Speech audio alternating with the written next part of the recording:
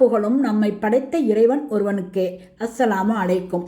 இன்றைய தலைப்பு: தாவூது நபியுடன் சேர்ந்து பறவைகளும் துதி பாடின. பிஸ்மில்லாஹிர் ரஹ்மானிர் ரஹீம். இறைவன் அவனுடைய திருமறையில் முகமது நபி நாயகம் ஸல்லல்லாஹு அலைஹி வஸல்லம் அவர்களுக்கு ஒவ்வொரு நபிமார்களுடைய செய்திகளையும் ஜிப்ரீல் அலைஹிஸ்ஸலாம் அவர்கள் மூலமாக அறிவிக்கின்றான். நபியே, இவர்கள் கூறுவதை பற்றி பொறுமையாக சகித்து கொண்டிரும். அன்றே மிக்க பலவானாகிய நமது அடியார் தாவூதை நினைத்து பாரும். நிச்சயமாக அவர் எத்தகைய கஷ்டத்திலும் நம்மையே நோக்கி நின்றார். நிச்சயமாக மலைகளை நாம் அவருக்கு வசப்படுத்தி தந்தோம். காலையிலும் மாலையிலும் அவை அவருடன் சேர்ந்து துதியை எதிரொலித்து கொண்டிருந்தன. அன்று இறைவனை துதி செய்து பாடுவதில் அவரை சூழ்ந்து கொண்ட பறவைகளையும் அவருக்கு வசப்படுத்தி கொடுத்தோம். அவை யாவும் அவருடன் இணைந்து துதி செய்து பாட அவரையே நோக்கி நின்றன. அவருடைய ஆட்சியை நாம் பலப்படுத்தி அவருக்கு ஞானத்தையும் விவகாரங்களை தீர்க்கும் சக்தியையும் கொடுத்தோம். நபியே, அந்த வழக்காளிகள் செய்தி உமக்கு கிடைத்திருக்கின்றதா? தாவூத் அவர் வணங்கி கொண்டிருந்த மடத்து அறையின் சுவரை அவர்கள் தாண்டி வந்து தாவூதிடம் நுழைந்த போது அவர் அவர்களை பற்றி பயந்து திடுக்கமுற்றார். அதற்கு அவர்கள், தாவூதே, நீர் பயப்படாதீர். நாங்கள் இருவரும் இரு கட்சிக்காரர்கள். எங்களில் ஒருவர் மற்றொருவர் மீது அநியாயம் செய்திருக்கின்றார். எங்களுக்கிடையில் நீர் நீதமாக தீர்ப்பளியும். அதில் தவறிழைத்து விடாதீர். எங்களை நேரான வழியில் செலுத்தும். நிச்சயமாக இவர் என்னுடைய சகோதரர்தான். அவருக்கு 99 ஆடுகள் இருக்கின்றன. என்னிடம் ஒரே ஒரு ஆடுதான் இருக்கின்றது. அவ்வாறு இருந்தும் அவர் அதனையும் தனக்கு கொடுத்துவிட வேண்டும் என கூறி தர்க்கவாதத்தில் அவர் என்னை ஜெயித்து கொண்டார் என்று கூறினார்.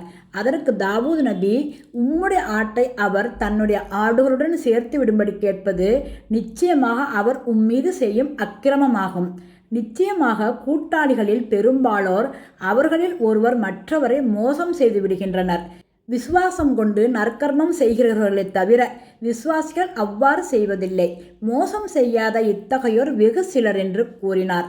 இதற்குள் தாவூதாகிய அவர், நிச்சயமாக நாமே அவரை சோதனைக்குள்ளாக்கி விட்டோம் என்று எண்ணி தன் இறைவனிடம் தன் குற்றத்தை மன்னிக்கும்படி கூறி குனிந்து சிரம்பணிந்து விழுந்து வணங்கி தன் இறைவனை நோக்கி பிரார்த்தனை செய்தார்.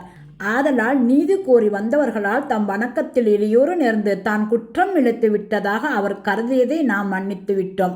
நிச்சயமாக அவருக்கு நம்மிடத்தில் மிக்க நெருங்கிய மேலான பதவியும் அழகான இருப்பிடமும் உண்டு. ஆதலால் நாம் அவரை நோக்கி, தாவூதே, நிச்சயமாக நாம் உம்மை பூமியில் நம்முடைய பிரதிநிதியாக ஆக்கினோம். ஆகவே நீர் மனிதர்களுக்கிடையில் நியாயமாக தீர்ப்பு கூறும். மனோ இச்சையை பின்பற்றாதீர். பின்பற்றினால் அது உம்மை இறைவனுடைய பாதையிலிருந்தும் தவறிவிடும்படி செய்யும். நிச்சயமாக எவர்கள் இறைவனுடைய பாதையிலிருந்து தவறுகிறார்களோ அவர்கள் கேள்வி கணக்கு கேட்கும் நாளே மறந்து விடுவதன் காரணமாக அவர்களுக்கு நிச்சயமாக கடினமான வேதனை உண்டு என்று கூறினோம். மெய்யாகவே தாவூதுக்கு நம்மிடமிருந்து பெரும் அருள் புரிந்து மலைகளை நோக்கி, மலைகளே, நீங்கள் அவருடன் சேர்ந்து துதியை எதிரொலியுங்கள்.